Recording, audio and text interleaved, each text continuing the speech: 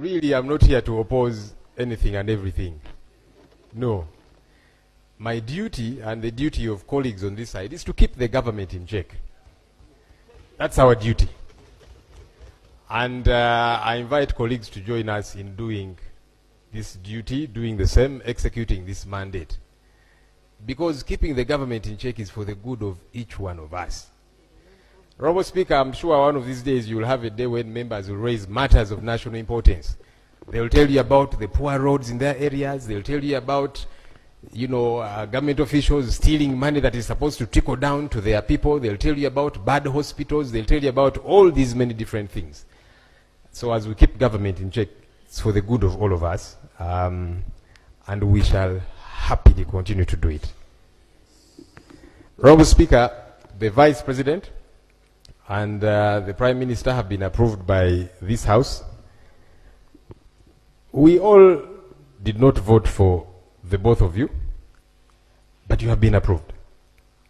And our hope is that you will serve everybody. Because you see, that's what service delivery is supposed to be about. That you will extend services to everybody. That your offices will be accessible. We are going to bother you a great deal. Please get ready. Whether it be knocking at your offices, whether it be here on the floor, we shall not come at your home. She has said at home, no, we shall not come. But here in the Parliament. Please get ready. Because it's important for that to get happen. On our end, we are going to keep you in check. And please, you should be happy about that. It should not be a bad thing. When we keep you in check, we are saying, do better here, improve here, do this the right way as should happen. And so we'll keep bothering you about all these many different things, service delivery, political prisoners. That's a song we have sung, and we're not going to keep quiet. Because there's people that are rotting in jail 5, 6, 7 years. They have not had their day in court. That is wrong. Wrong, wrong, wrong, regardless how it happens. And by the way, the same has happened to some people on the interim side. So regardless who it happens to, it is wrong. So these things we shall not keep quiet about. Get ready.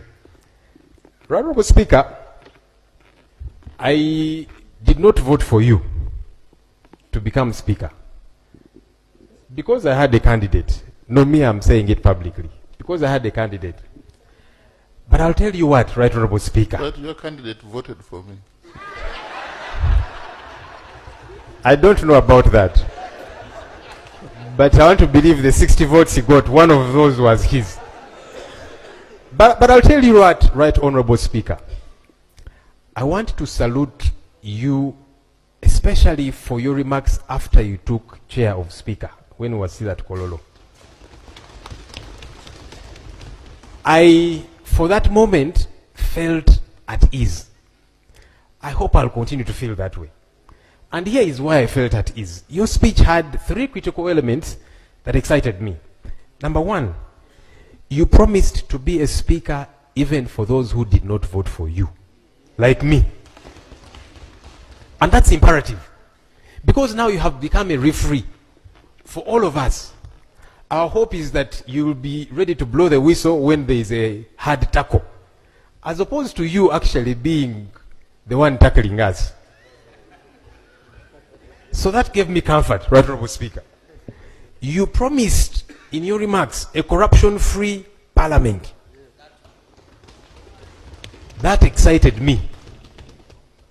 And you have our support in ensuring this, Right Honorable Speaker. Right Honorable Speaker, you promised that Parliament is supposed to be open, and so the media is supposed to be welcome here. I want to appreciate, because on that one you have taken immediate action. I was told that the Nation Media Group accessed Parliament today, because they were barred from accessing Parliament for months, and that is wrong. My appeal to you, Right Honorable Speaker, I'm saluting you publicly for the remarks that you made. Kindly actualize the remarks that you made. That's my humble appeal to you. Sometimes we say things and then we don't actualize them. But my hope is that you are going to actualize these remarks that you made, that we shall all feel comfortable in being in this house. That I should feel at ease to stand up and object to something. and I know I'm not going to be vilified, and by me I mean several colleagues, that nobody is going to be vilified for having that school of thought. That's why we are all here. We all have different schools of thought. Honorable Speaker, I have been leader of the opposition for 2.5 years in the 11th Parliament. Leader of opposition by law is part of the Parliamentary Commission. I did not attend even one single Parliamentary Commission meeting. How can that be right? Because I was never invited. Honorable Speaker, when I made a lot of noise about this issue, subsequently there were about 2 or 3 invitations that came to my office. And how did they come? So the office you're occupying now approves whenever a leader of the opposition is going, even if it is out of town, for official duty. So one of those times, I think we were going to these entities we were oversighting in Amuru, Inspire Coffee, in Tungamo. So you are on the way there, you get a call from the office that a letter has come here for Parliamentary Commission, and it is happening in 30 minutes. So yes, some people might say I got invited about 3 times. Yes, but I was on the way out of town for official duty, and the Speaker's office knew. These things have got to change. Let's observe the law. Let's do right, as is expected. Finally, Right Honourable Speaker. Right Honourable Speaker, you have seen the quandary we are grappling with here. We don't have adequate space. This Parliament, I am told, was made for about 80 people the time it was constructed. We are now 529 members. When you add the ex-officials, we shall be 550 plus. Now that we have opened the space and said we can have many more ministers, we are waiting. Right Honourable Speaker, there is new chambers that have been under construction for donkey's years. It is something that I have talked about here on the floor of Parliament. Money is appropriated for the same. What is happening? Every financial year money is appropriated.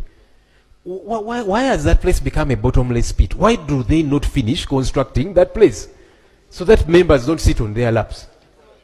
Especially because money is appropriated. It would be a different thing if somebody was saying there is no money available, but money is passed here. At one time I said, look, can we stop passing this money? But the money is appropriated. Work doesn't happen. Meanwhile, Parliament spends billions of shillings to rent office space for members and staff. Why?